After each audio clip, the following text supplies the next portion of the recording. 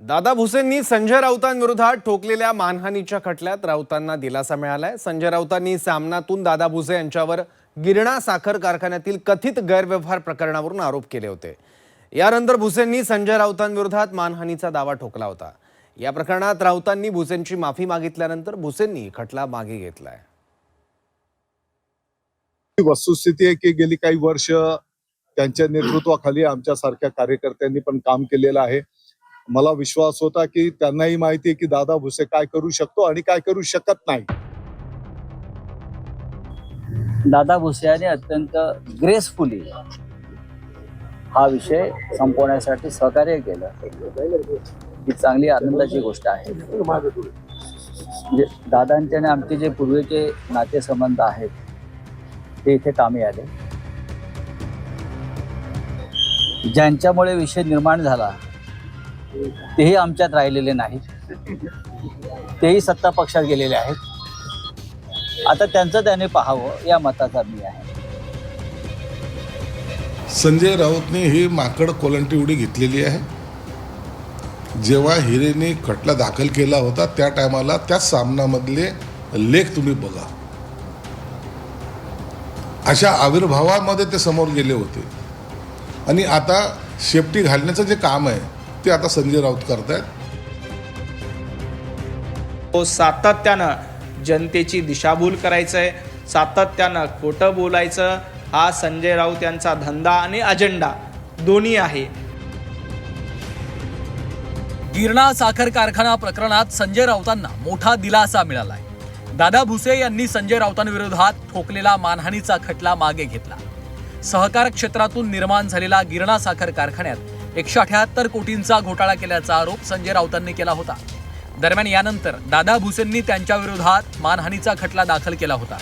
मात्र संजय राऊतांनी केलेल्या आरोपांसंदर्भात कोर्टात दिलगिरी व्यक्त केल्यानं दादा भुसेंनी त्यांच्या विरोधातला खटला मागे घेतलाय। वस्तुस्थिती आहे की गेली काही वर्ष त्यांच्या नेतृत्वाखाली आमच्यासारख्या कार्यकर्त्यांनी पण काम केलेलं आहे। मला विश्वास होता की त्यांनाही माहिती आहे की दादा भुसे काय करू शकतो आणि काय करू शकत नाही। आणि मग असं असल्यानंतर त्यांच्याकडनं पण मला अशी अपेक्षा नव्हती। किमान कोणतीही गोष्ट बोलताना आपण त्याची खातरजमा करून घेतली पाहिजे।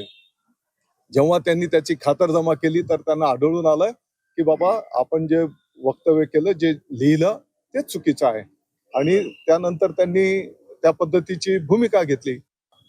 दादा भुसे यांनी अत्यंत ग्रेसफुली हा विषय संपवण्यासाठी सहकार्य केलं ही चांगली आनंदाची गोष्ट आहे। म्हणजे दादांचे आणि आमचे जे पूर्वीचे नातेसंबंध आहेत ते इथे कामी आले आणि माझ्या तब्येतीमुळे मला आता फार धावपळ अशी इथे लांब करता येत नाही, कारखाना येता येत नाही, पण जे घडलंय ते उत्तम झालं। दरम्यान या प्रकरणावरून संजय राऊतांनी अद्वै हिरेंवर निशाणा साधला। ज्या व्यक्तीमुळे हा विषय निर्माण झाला होता तेच आता सत्ताधारी पक्षात गेलेत, त्यामुळे आता त्यांचं त्यांनी पाहावं असं म्हणत संजय राऊतांनी अद्वै हिरे यांच्यावर टीकास्त्र डागलं। आम्हाला दोघांनाही जेव्हा न्यायालयानं पाहिलं तेव्हा असं केलं, म्हणजे संपलं ना, संपलेला आहे विषय, राहिलेला नाही। ज्यांच्यामुळे विषय निर्माण झाला तेही आमच्यात राहिलेले नाहीत, तेही सत्ता पक्षात गेलेले आहेत। आता त्यांचं त्याने पाहावं या मताचा मी आहे। गिरणा सहकारी कारखान्याच्या शेअर्समध्ये 178 कोटींच्या घोटाळ्याचा राऊतांनी भुसेंवर आरोप केला होता। सामना वृत्तपत्रातून संजय राऊतांनी या संदर्भातली बातमी प्रसिद्ध केली होती। या बातमीनंतर बदनामी झाल्याचं म्हणत दादा भुसेंनी राऊतांविरोधात अब्रू नुकसानीचा दावा ठोकला होता। या प्रकरणात 2 वेळा मालेगाव कोर्टाने नोटीस पाठवल्यानंतर संजय राऊत गैरहजर राहिले होते, त्यामुळे राऊतांना 1000 आणि 5000चा दंड मालेगाव कोर्टाने ठोठावला होता। संजय राऊत आज कोर्टात हजर झाले। त्यांनी या प्रकरणात भुसेंची माफी मागितली, त्यामुळे भुसेंनीही खटला मागे घेतला। या प्रकरणात संजय राऊतांनी माफी मागितल्यानंतर भाजप, शिंदेच्या शिवसेनेच्या काही नेत्यांनी संजय राऊतांवर टीका केली आहे। राऊतांनी कोलांट उडी घेतल्याचा टोला शिरसाटांनी लगावला, तर खोटं बोलले त्यामुळे राऊतांना माफी मागावी लागली असं नवनाथ बन यांनी म्हटलंय। संजय राऊतने ही माकड कोलंटी उडी घेतलेली आहे। जेव्हा हिरेने खटला दाखल केला होता त्या टायमाला त्या सामनामधले लेख तुम्ही बघा, अशा आविर्भावामध्ये ते समोर गेले होते आणि आता शेपटी घालण्याचं जे काम आहे ते आता संजय राऊत करतायत. त्यांनासुद्धा माहिती आहे की त्या वेळेला केलेले आरोप हे बिनबुडाचे होते, चुकीचे होते, म्हणून कदाचित आता आणखीन तोंडावर आपटी पडू नये म्हणून ते मागं होतात. तो सातत्यानं जनतेची दिशाभूल करायचंय, सातत्यानं खोटं बोलायचं, हा संजय राऊत यांचा धंदा आणि अजेंडा दोन्ही आहे. त्यामुळे मालेगाव कोर्टामध्ये जाऊन संजय राऊत यांना माफी मागावी लागते.